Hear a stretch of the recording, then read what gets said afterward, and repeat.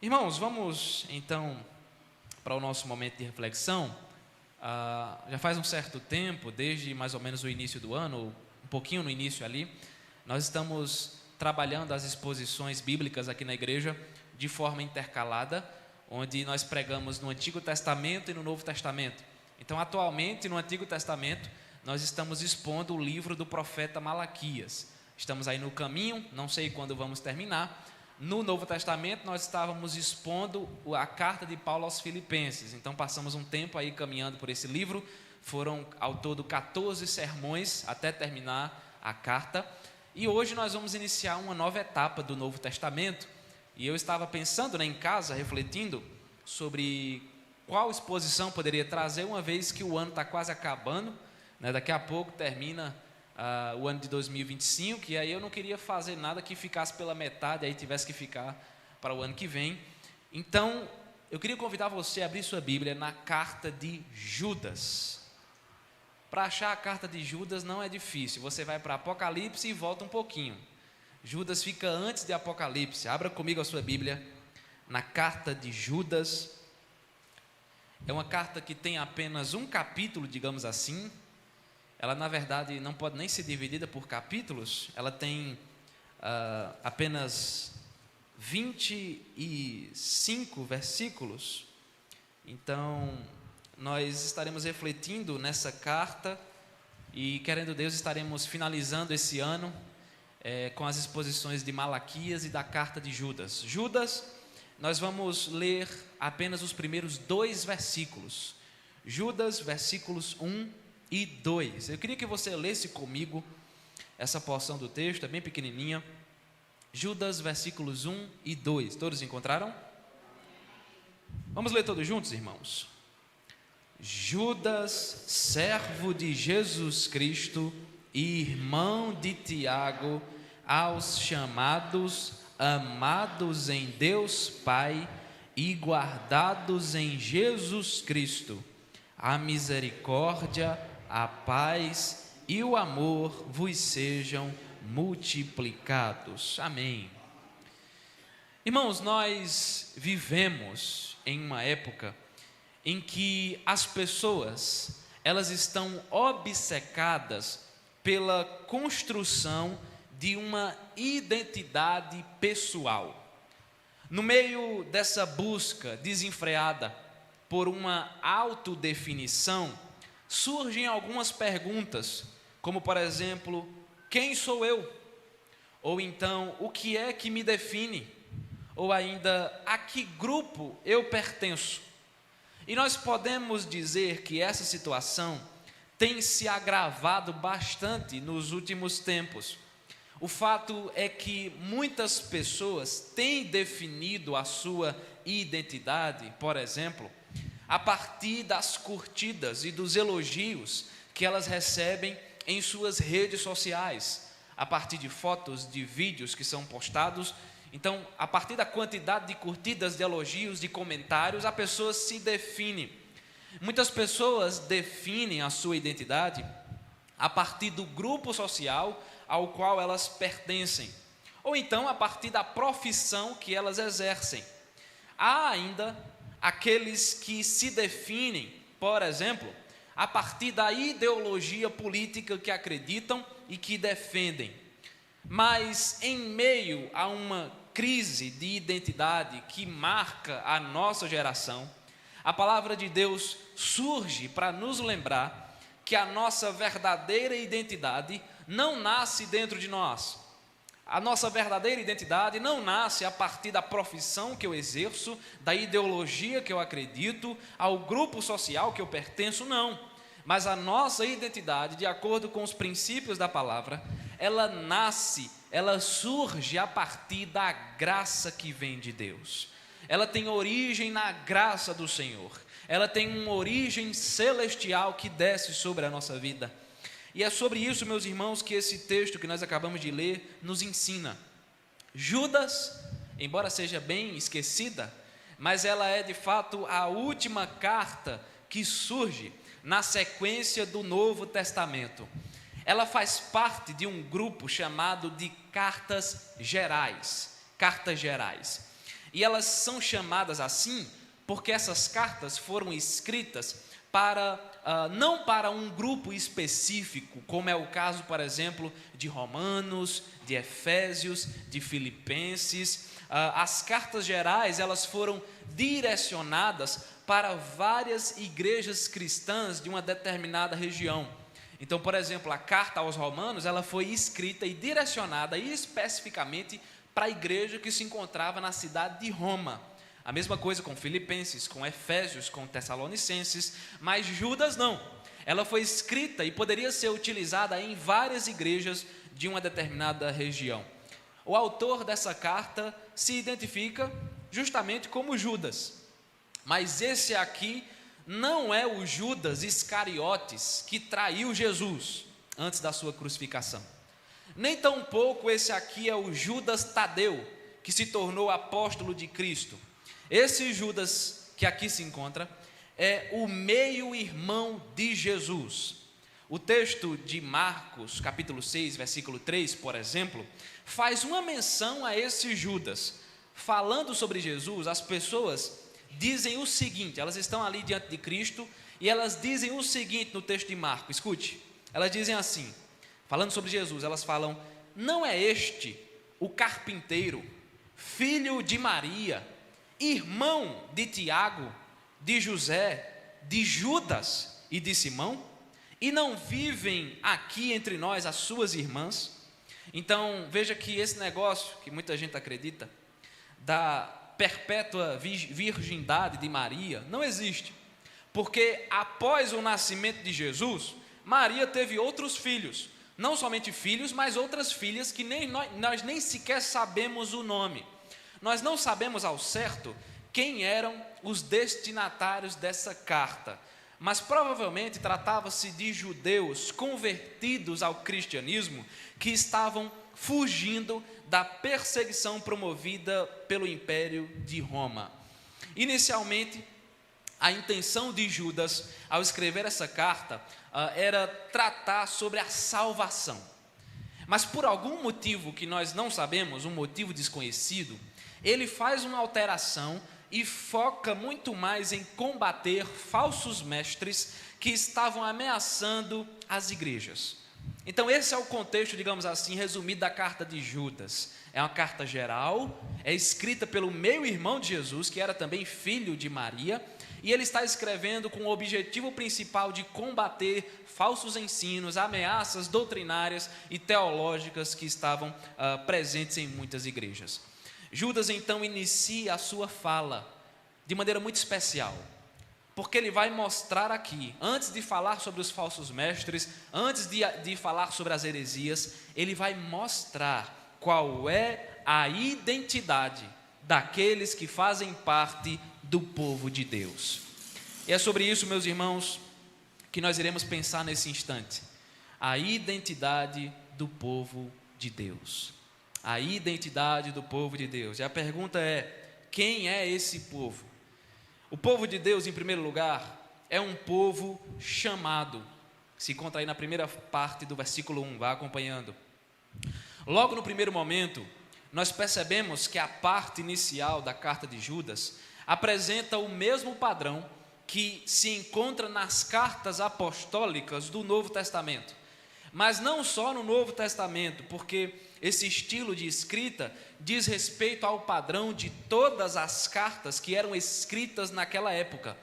Esse estilo de escrita funcionava da seguinte forma: a carta iniciava com o seu autor se identificando, em seguida ele deixava claro quem eram os seus destinatários, para quem ele estava escrevendo, e após isso o autor apresentava algum tipo de voto, de desejo sobre a vida daquelas pessoas. Quando nós olhamos para as cartas do Novo Testamento, é possível identificar esse mesmo padrão, onde em cada um desses passos, normalmente, nós encontramos informações adicionais sobre o autor, sobre os destinatários que se encontram ali naquele contexto. Além disso, o voto que aparece no final se caracteriza muito mais como uma oração, como uma bênção que está sendo proferida sobre a vida daqueles que estão recebendo essa carta. Perceba que é justamente essa construção que aparece aqui no início da carta de Judas. Veja que o autor se identifica, depois os destinatários são identificados, e após isso vem uma bênção sobre a vida deles. Quem é o autor? O texto diz de maneira muito clara, veja: Judas, servo de Jesus Cristo e irmão de Tiago. Embora Judas seja meio-irmão de Jesus, perceba que ele não se apresenta aqui como irmão. Ele não diz, olha, quem está escrevendo é o irmão de Jesus. Não, ele se apresenta como um servo de Jesus Cristo. Mas por que ele faz isso? É muito simples. É porque Judas não queria utilizar o seu parentesco carnal com Jesus para ser exaltado, ou então para ser glorificado de alguma forma entre os demais crentes. Judas não queria dar uma carteirada, sabe? Olha, me respeite e me ouça, porque eu sou meu irmão de Jesus. Não, Judas se enxerga apenas como um servo. E a palavra servo também pode ser traduzida aqui como escravo, o que traz ainda mais profundidade para ela. Judas é um escravo fiel de Cristo Jesus. Ele vive para servir e para agradar o seu Senhor, que é Jesus. O corpo de Judas e a sua vida pertencem a Jesus. Além de ser escravo de Cristo, Judas também se apresenta como irmão de Tiago. Isso acontece porque Tiago, ele era muito mais conhecido do que Judas. Vale ressaltar que esse Tiago que está sendo citado aqui é o mesmo Tiago que escreveu a carta de Tiago, que se encontra também no Novo Testamento. Então, Tiago ele era muito mais conhecido na igreja do que Judas. Ele veio a se tornar o principal líder da igreja de Jerusalém. Então, na igreja de Jerusalém, Tiago, digamos assim, era o pastor presidente, embora isso não existisse, tá bom? É só um exemplo. Mas ele era o mais dedicado nesse sentido, o mais reconhecido por seu trabalho. Dessa forma, Judas cita o seu irmão, que era mais famoso, digamos assim, para trazer mais confiança ao que ele estaria escrevendo em sua carta, já que ele não era muito conhecido. Não é à toa que nós sabemos pouquíssimas coisas sobre Judas. Então ele diz, olha, eu sou irmão de Tiago, tá certo? Confia em mim, meu irmão Tiago, né? Não precisam ficar desconfiados com aquilo que eu vou escrever. Após isso, após dizer que ele é servo, escravo de Jesus, e que ele é irmão de Tiago, Judas finalmente identifica as pessoas para quem ele está escrevendo. E é aqui, meus irmãos, que começa a ser descrita a identidade do povo de Deus. Ele diz que está escrevendo, em primeiro lugar, para aqueles que foram chamados. Um termo aqui relativamente comum no Novo Testamento, que é usado especificamente para se referir aos servos de Jesus. O termo chamados é usado para se referir aos cristãos, à igreja. Essa expressão, ela diz respeito ao fato de que Deus é aquele que chama pecadores. Deus chama pecadores para que estes façam parte do seu povo. Deus chama pecadores para que estes estejam presentes e comecem a fazer parte da sua igreja. Biblicamente falando, o que é ser cristão? Ser cristão não significa primariamente tomar a decisão de seguir a Cristo, sabe? Como se você estivesse ali vivendo a sua vida, eita, agora eu quero ser crente, e agora eu vou seguir Jesus, agora eu farei parte da igreja, agora eu sou evangélico. Não, ser cristão, na verdade, implica em responder a um chamado soberano que Deus traz sobre a nossa vida. É uma resposta a um chamamento, é uma resposta a uma santa convocação que vem do Senhor. E esse chamado se dá, sabe através de quê? Através da pregação do Evangelho. Quando o Evangelho ele é pregado com fidelidade, existem dois tipos de pessoas. Existem pessoas que ouvem a pregação, ouvem o chamado ao arrependimento, à mudança de vida, à transformação de alma, mas elas rejeitam essa mensagem. Elas ouvem a pregação do Evangelho, mas elas não querem saber de Jesus. elas rejeitam a Cristo. Por quê? Porque na hora que elas estão ouvindo aquela mensagem, os seus corações não mudam. Eles permanecem frios, eles permanecem apáticos, indiferentes, endurecidos. Esse é o primeiro grupo de pessoas. Mas quando o evangelho é pregado, meus irmãos, também existe um segundo grupo. Existem aqueles que recebem um chamado especial no coração. Eles ouvem a mensagem e imediatamente o Espírito Santo age, transformando aquelas vidas, tirando daqui o coração de pedra e colocando no lugar um coração de carne. Deus é aquele que chama os pecadores, e Ele não faz isso através de um anjo descendo do céu. Deus chama os pecadores, Ele não faz isso através de línguas estranhas, de rodopios e de pinotes que acontecem no meio da igreja. Deus chama os pecadores através da fiel pregação do Evangelho, através da palavra que é anunciada, através da palavra que é pregada. Trata-se, meus irmãos, de um chamado que é eficaz. Por quê? Porque esse chamado de salvação, ele jamais falha. Quando Deus toca no coração de uma pessoa, essa pessoa será transformada por Ele. Quando Deus decide chamar eficazmente um pecador para a salvação, esse pecador certamente será transformado pelo poder da graça. Porque não há, meus irmãos, como resistir. A graça, ela é irresistível. Não há como resistir ao chamado do Evangelho. Não há como resistir ao chamado de salvação que é operado no nosso coração pelo próprio Espírito Santo. Entenda uma coisa muito importante. Deus tem um único povo. Deus não tem 2 povos, 3, 4 ou 5. Deus tem um único povo, um povo que Ele mesmo escolheu a dedo para ser seu, para lhe pertencer, para ser uma propriedade exclusiva sua.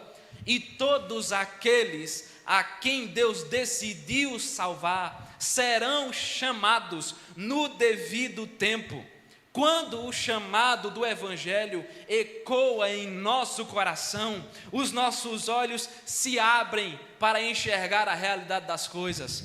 Quando o chamado do Evangelho ecoa em nosso coração, os nossos ouvidos são destapados para ouvir a verdade que vem do Senhor. Quando o chamado do Evangelho ecoa em nosso coração, a nossa mente é liberta das amarras do pecado, das mentiras do mundo e das mentiras de Satanás. Quando esse chamado, meus irmãos, chega sobre a nossa vida, nós somos regenerados, transformados, e a nossa vida já não está mais preenchida de trevas, ela se preenche da luz de Cristo Jesus. Quando esse chamado acontece, nós somos libertos do império das trevas, nós somos libertos das correntes do pecado e nós passamos a pertencer ao reino dos céus, ao reino de Cristo Jesus. Quando o chamado vem sobre o nosso coração, nós, assim como Judas, nos tornamos não mais servos do mundo, mas servos de Jesus Cristo. É através desse chamado, meus irmãos, que a nossa vida é completamente transformada.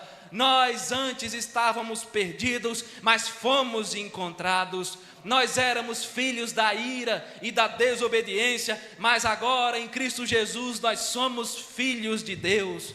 Nós estávamos mortos em nossos delitos e pecados, mas hoje nós recebemos vida eterna, vida em abundância da parte do Senhor. Hoje a nossa vida é muito melhor, porque um dia Deus decidiu nos chamar e nos levar para a sua santa presença. A identidade do povo de Deus. Nós vimos que esse povo é um povo chamado, e em segundo lugar, o povo de Deus é um povo amado. Um povo amado. Segunda parte do versículo 1. Vá acompanhando comigo.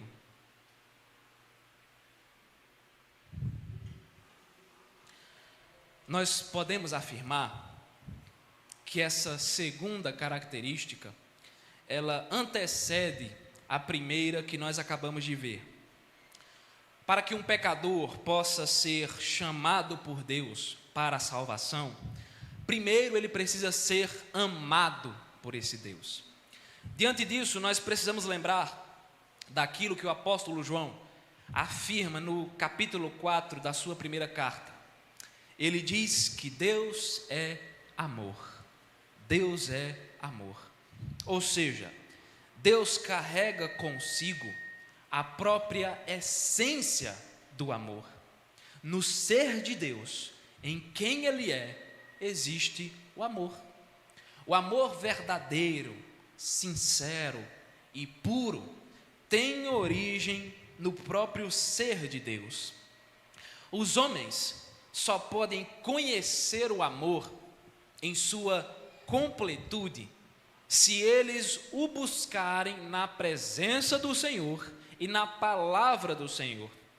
Então, o verdadeiro amor não se encontra nos padrões sociais que são propagados na internet, na televisão e por aí afora. O verdadeiro amor se encontra em Deus. Ele é amor. No seu ser existe a essência do amor verdadeiro, puro e sincero. Então, se nós queremos encontrar o amor, nós corremos para Deus e para a sua palavra. Só que Deus não é somente amor, pois Ele também derrama desse amor sobre nós. Ele é amor e Ele derrama desse amor sobre a nossa vida. E para que nós possamos entender isso, nós precisamos voltar os nossos olhos para a eternidade. Lembre-se que somente Deus é eterno.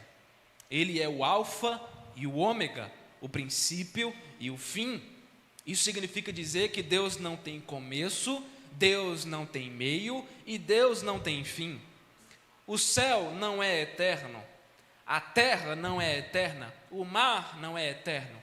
Nós não somos eternos, mas o Senhor sim é eterno. Assim afirma o versículo 2 do Salmo 90, quando o texto diz: antes que os montes nascessem e se formassem a terra e o mundo, de eternidade a eternidade, tu és Deus. E foi na eternidade, meus irmãos, que esse amor começou a se manifestar. Na eternidade, nós não existíamos. O planeta Terra, onde você habita hoje, também não existia. O universo, com suas estrelas, cometas e diversos planetas, não existia. Até mesmo o tempo, o conceito de minutos, horas, segundos, meses, anos, também não existia. Na eternidade só existia somente Deus em sua glória. E foi ali, na eternidade, que o Senhor decidiu nos amar. Foi na eternidade que Deus escolheu aqueles a quem Ele haveria de salvar. Antes que tudo viesse a existir, o Senhor se aproximou de nós, o Senhor nos amou e nos escolheu para a salvação. Mas vale ressaltar que esse amor é completamente incondicional. Ou seja, por que foi que Deus nos amou? Será que Deus previu o futuro e viu que nós seríamos boas pessoas para sermos amadas? Será que Ele foi olhando para nós e viu que nós merecíamos receber essa salvação por causa das nossas obras, dos nossos méritos? Será que foi assim? É claro que não. É só nós lembrarmos da história de dois irmãos, Jacó e Esaú. O apóstolo Paulo afirma no capítulo 9 de Romanos que os dois irmãos nem sequer haviam nascido ainda. Eles não haviam saído do ventre de suas mães. Eles não haviam praticado o bem ou o mal, mas Deus já havia escolhido amar Jacó e rejeitar a Esaú. Mas por quê? Por que Deus já havia agido dessa forma? Porque sim. Porque Deus, Ele é soberano sobre a salvação. Como diz o profeta Jonas, a Deus pertence a salvação e Ele opera essa salvação da maneira que lhe apraz. Deus decidiu amar pecadores, mas não foi porque esses pecadores seriam boas pessoas, ou porque eles poderiam comprar esse amor com as suas obras, com algum crédito espiritual que seria colocado na conta do Senhor. Deus decidiu amar pecadores, com base no agir da sua maravilhosa graça. O amor de Deus, ele não é um presente que é meritório. É um presente, na verdade, imerecido. É um presente que nós recebemos, mas não merecemos. Um presente que você não merece de forma alguma, mas você recebe por causa da graça de Deus. É isso que é a graça, é um presente imerecido. É por isso, meus irmãos, que esse amor ele é incondicional, porque ele não depende de nenhuma condição. Deus não olha para nós e diz: olha, se você for uma boa pessoa, eu vou te amar. Se você for uma pessoa extraordinária, um bom profissional, uma boa mãe, um bom pai, uma ótima pessoa na sua vizinhança, se você for dessa forma, eu vou te amar. Essa é a condição. Não, é incondicional. Deus olha para nós e só enxerga o nosso pecado. Deus vê a nossa podridão e mesmo assim Ele nos ama.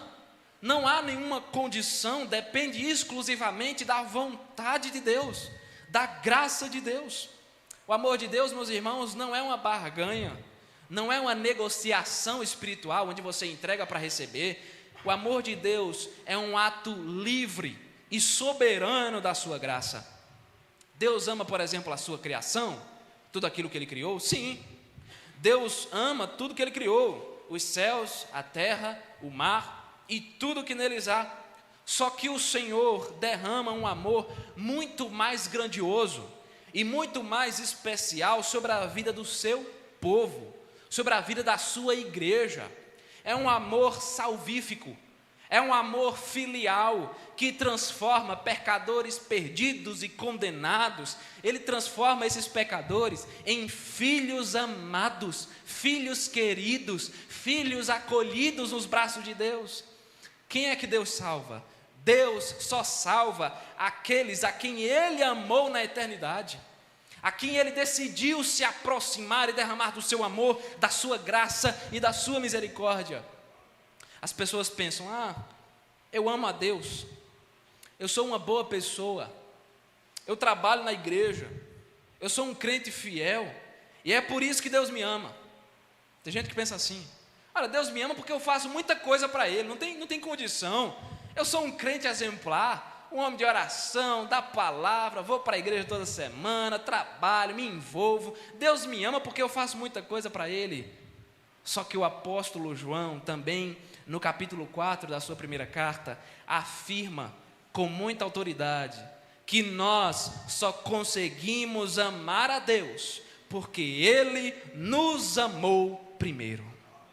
Nós só conseguimos consagrar a nossa vida ao Senhor, dedicando a nossa caminhada a Deus, amando a Ele acima de todas as coisas. Por que isso é possível? Porque na eternidade Ele nos amou primeiro. É impossível um pecador amar a Deus, é impossível, se primeiro o próprio Deus não preencher a vida desse pecador com o seu amor salvífico, com o seu amor gracioso, com o seu amor grandioso. Quando um pecador abre a boca de maneira verdadeira e sincera para dizer que ama a Deus, é porque antes que tudo viesse a existir, Deus já havia o amado, Deus já havia se aproximado dele. Meus queridos irmãos, o motivo da nossa alegria não se encontra nesse mundo. O motivo da nossa alegria não se encontra no dinheiro, não se encontra na nossa família, não se encontra nos bens materiais que nós podemos acumular ao longo dessa vida. O motivo da nossa alegria se encontra no fato de que Deus nos amou na eternidade. Nós não precisamos mendigar o amor das pessoas. Nós não precisamos mendigar a atenção das pessoas para que elas nos amem, para que elas estejam conosco, para que elas nos deem carinho, atenção. Nós não precisamos fazer isso, porque o amor do Senhor é suficiente para dar sentido à nossa existência. Nós não precisamos do amor de pessoas, nós precisamos do amor de Deus. E nós somos em Cristo Jesus um povo muito amado. A maior prova, meus irmãos, do amor de Deus por nós não se encontra no dinheiro que nós temos, nos bens materiais, nos amigos, na família, nos sonhos realizados. A maior prova de amor pela sua vida se encontra no fato de Cristo Jesus ter morrido por nós, sendo nós ainda pecadores. Nós somos pecadores, nós nada temos para oferecer ao Senhor. Só que mesmo assim, meus irmãos, Ele nos amou. Sabe por quê? Que Deus nos amou apesar do nosso pecado, apesar da nossa iniquidade, apesar da nossa podridão espiritual. Deus nos amou porque onde abundou o pecado, superabundou a sua maravilhosa graça.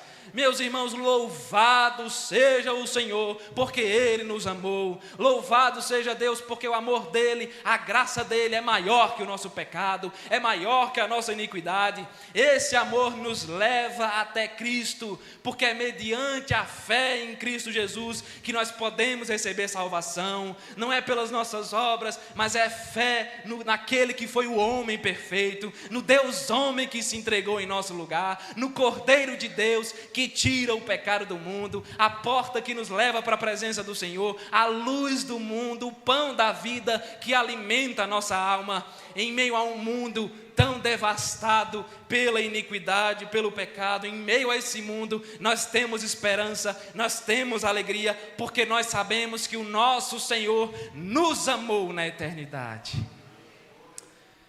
A identidade do povo de Deus, um povo chamado, um povo amado, e em terceiro e último lugar, o povo de Deus é um povo guardado. Um povo guardado. Terceira parte do versículo 1 e também o versículo 2.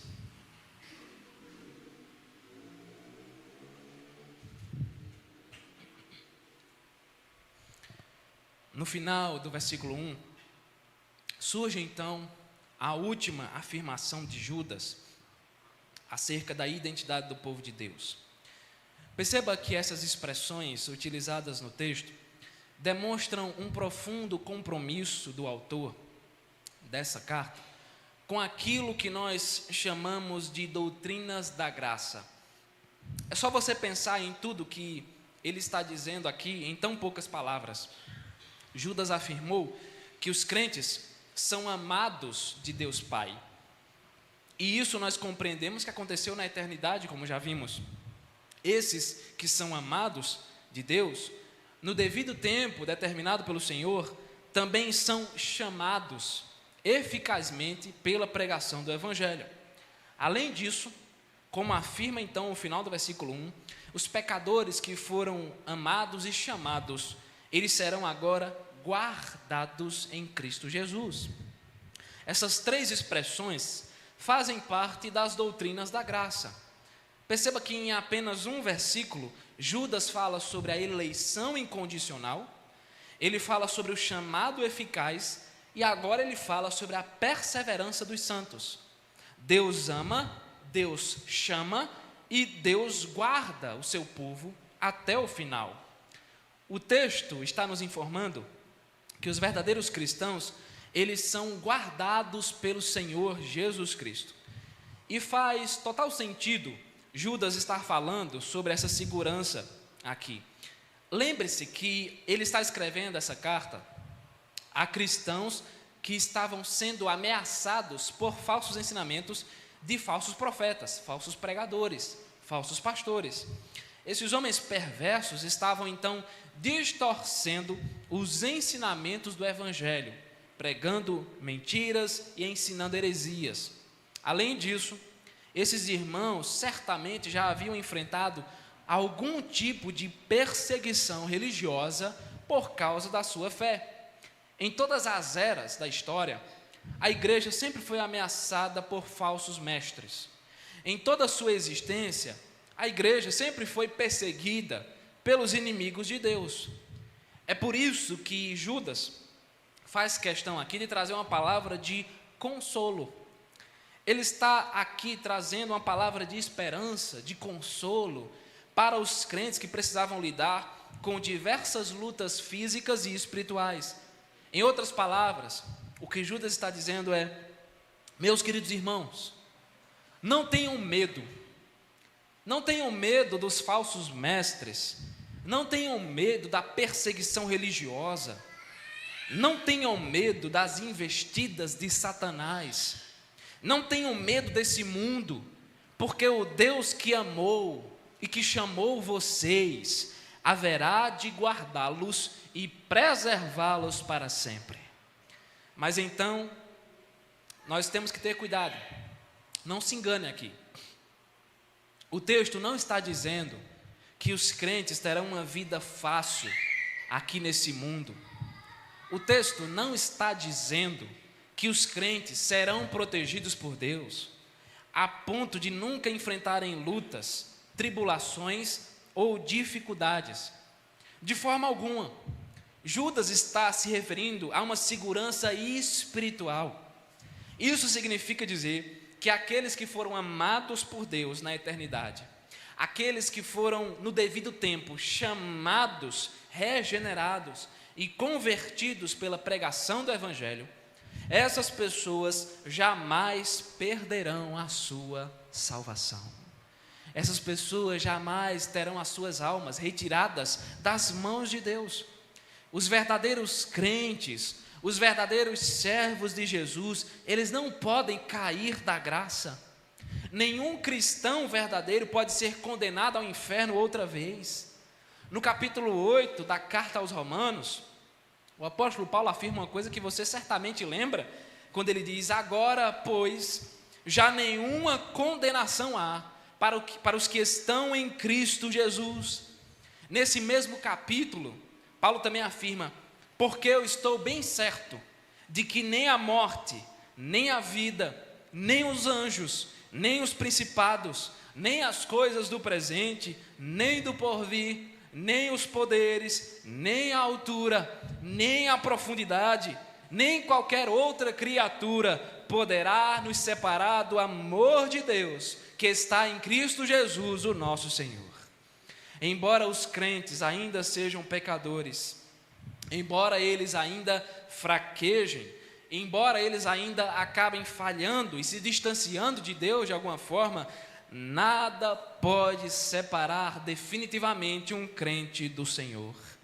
A igreja, ela carrega consigo uma segurança eterna, uma esperança eterna.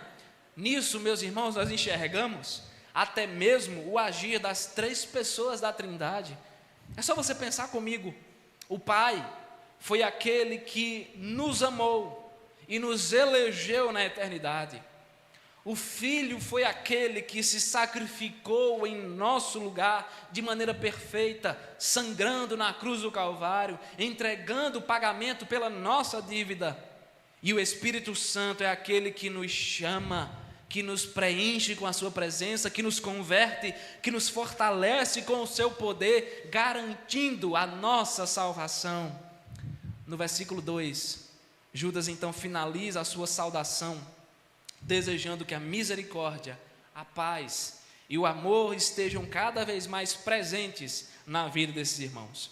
Esses crentes que foram amados, chamados e que carregam consigo uma segurança espiritual, esses crentes, na certeza de que seriam salvos para sempre, na certeza de que jamais perderiam a esperança de redenção em Cristo Jesus, esses crentes poderiam desfrutar de uma profunda paz, ao saber que a misericórdia de Deus estava se renovando a cada manhã sobre suas vidas e que eles eram alvos desse grande amor que vem do Senhor. Irmãos, a vida cristã, ela não é fácil. A vida cristã não é um mar de rosas.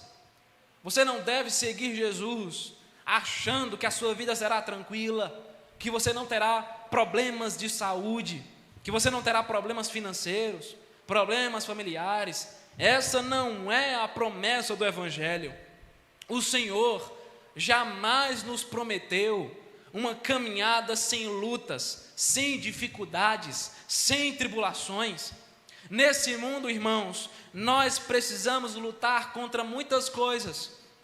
Nós precisamos lutar contra os nossos desejos carnais e pecaminosos que surgem em nosso coração todos os dias, que tentam nos afastar de Deus, que tentam nos levar para longe da presença do Senhor, da sua palavra. Nós precisamos enfrentar as perseguições e as opressões que o mundo, que os inimigos da igreja levantam contra a nossa vida. Ser crente significa ser perseguido por esse mundo, oprimido por esse mundo. Além disso, nós precisamos lutar contra as tentações que Satanás constantemente nos oferece. Todos os dias, constantemente, ele bate em nossa porta e nos oferece um banquete de pecados que o nosso coração deseja. É uma luta diária, uma batalha contra você mesmo, contra o inimigo da sua alma, contra os inimigos da igreja. Mas diante dessas dificuldades e de tantas outras, meus irmãos, diante de tudo isso, existe uma bendita esperança. Porque embora nós tenhamos que enfrentar tantas lutas, tantas batalhas aqui nesse mundo, a esperança que nós temos é que nós seremos guardados pelo nosso Senhor Jesus Cristo. Jesus jamais nos abandonará. As pessoas podem nos deixar, os amigos, os familiares podem nos abandonar, mas Jesus sempre estará conosco. Ele foi aquele que disse: eis que estou convosco todos os dias, até a consumação dos séculos. Os homens desse mundo podem nos prender, podem nos matar, eles podem até tocar em nosso corpo, mas eles jamais tocarão em nossa alma, porque ela não pertence aos homens, ela não pertence a nós, a nossa alma pertence ao nosso Senhor e Salvador Jesus Cristo. A nossa salvação, meus irmãos, ela está garantida, porque ela não vem de nós, ela não vem das nossas obras, ela é uma obra do Deus Todo-Poderoso, do Deus Eterno, do Deus Gracioso, do Deus Misericordioso. Meus irmãos, que bendita esperança, que alegria gloriosa, porque nós temos a certeza que mediante a fé em Cristo Jesus, um dia nós estaremos com o Senhor por toda a eternidade. Um dia nós seremos acolhidos, recebidos em seus braços. Um dia nós descansaremos na presença do nosso Deus. Mas então, o que é que esse texto nos ensina de maneira particular? O que é que nós podemos aprender e levar para a nossa vida de maneira específica?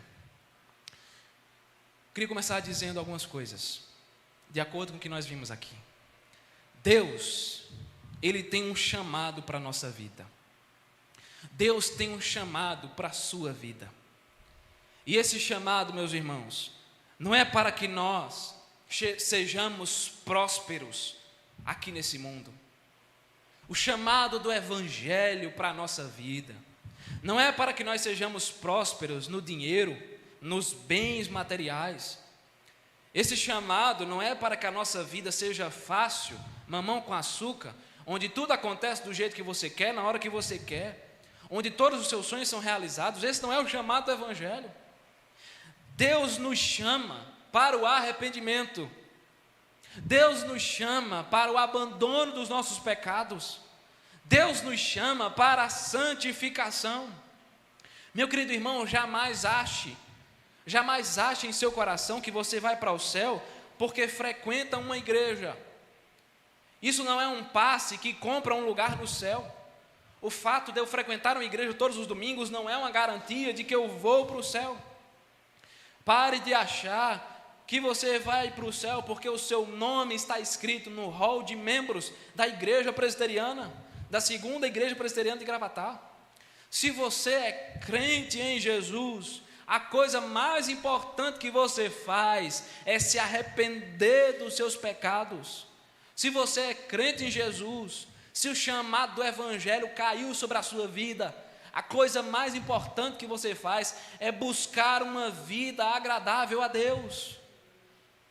Sim, todos nós somos pecadores, todos nós. Não há nenhum justo, não há ninguém que seja bom o suficiente para comprar um ingresso para o céu. Todos nós somos falhos, ninguém é melhor do que ninguém. Nós somos pecadores e longe de Jesus, longe de Cristo, nós afundamos na lama do pecado. Longe de Jesus, não há bondade em nós suficiente para nos levar para o Senhor. Você pode ser a melhor pessoa dentro da sua casa, no seu trabalho, você pode ser a pessoa mais querida da sociedade, mas se Jesus não é o Senhor da sua vida, se a sua vida não foi transformada pelo Evangelho, você não está com Deus, você não está perto de Deus. Por isso, meus irmãos, quando Deus nos chama, nós devemos ir como estamos, sim. Você não deve fazer uma autolimpeza. Peraí, eu vou me aproximar de Deus, deixa eu me limpar. Não tem como, você não consegue fazer isso. Então nós temos que ir como estamos, mas a grande questão é, quando Jesus nos chama e quando nós nos aproximamos dele, nós não podemos permanecer como estamos. Jesus chama pecadores, ele mesmo disse, eu vim para chamar os pecadores, mas chamar esses pecadores para o arrependimento. Eu sou chamado por Deus, mas não para permanecer com uma vida suja, com uma vida firmada na carne nesse mundo. De que adianta para nós estarmos na igreja todos os domingos, se durante a semana nós nos abraçamos com a iniquidade? Não adianta de nada. No domingo estarmos aqui, se de segunda a sábado, o que prevalece na nossa vida é o pecado, é o mundo. Se nós somos crentes, nós não podemos viver como as pessoas lá de fora vivem. É muito triste quando você encontra um cristão que age da mesma forma que um ímpio, um cristão que não foi transformado, que professa fé no nome de Jesus, mas a vida dele é igual à vida de uma pessoa que não ama a Cristo. Se nós somos crentes, se Jesus nos chamou e nos salvou, nós não podemos viver na iniquidade. A nossa boca não pode passar a semana proferindo palavrão. A nossa boca não pode passar a semana fofocando, falando da vida dos outros, mentindo para todo mundo, enganando as pessoas, sendo falso. Se nós somos crentes, nós não podemos tratar o nosso corpo da mesma maneira que o mundo trata. As nossas roupas não podem ser como as roupas do mundo. As nossas roupas não podem ser curtas, coladas, que mostram o corpo todo. Nós não podemos, meus irmãos, nos vestir assim. Roupas transparentes, roupas decotadas, roupas curtas, desonram o nome de Deus. Esse é o jeito do mundo, não é o jeito de Deus. Meus irmãos, se nós somos crentes, nós não podemos participar das bebedeiras, das festas, das baladas que esse mundo promove. Se você é crente, você não pode sair por aí fazendo um bocado de besteira. Crente não sai por aí, por exemplo, namorando com todo mundo. Uma hora está com um, outra hora está com outro. Que é isso? Meus irmãos, se nós somos cristãos, no domingo nós estamos na igreja. No domingo, no dia do Senhor, no primeiro dia da semana, nós estamos aqui orando, cantando, lendo a palavra, ouvindo a palavra, cultuando ao Senhor. E durante a semana, de segunda a sábado, nós honramos a Deus com a nossa vida. Sejamos santos, meus irmãos, em todos os lugares, não só dentro da igreja, mas dentro da igreja, dentro de casa, no nosso trabalho, no meio da rua. Sejamos santos para a glória de Deus. Esse é o chamado do Evangelho, esse é o chamado de Cristo Jesus. Ele diz, se alguém quer me seguir, a si mesmo se negue, dia a dia tome a sua cruz e siga-me. E é importante nós termos isso no coração, porque hoje as pessoas gostam bastante de dizer, né? Ah, mas Jesus me ama. Jesus me ama muito, eu sei que Ele me ama, Jesus é amor. Só que as pessoas que dizem isso, muitas vezes são as mesmas pessoas que vivem uma vida podre diante do Senhor. Elas abrem a boca para dizer, Jesus me ama, mas durante a semana não buscam esse Jesus, não buscam a Deus através da oração, através da palavra. Elas dizem, Jesus me ama, mas no domingo não se importam de estar na igreja para cultuar ao Senhor, para estar começando a sua semana na presença de Jesus. Elas dizem, Jesus me ama, mas vivem fazendo um bocado de besteira por aí afora, dia após dia, semana após semana, se preocupando apenas em fazer, sabe o quê? Se esconder da igreja, do pastor, para que o pastor não veja e não vá falar com ela depois.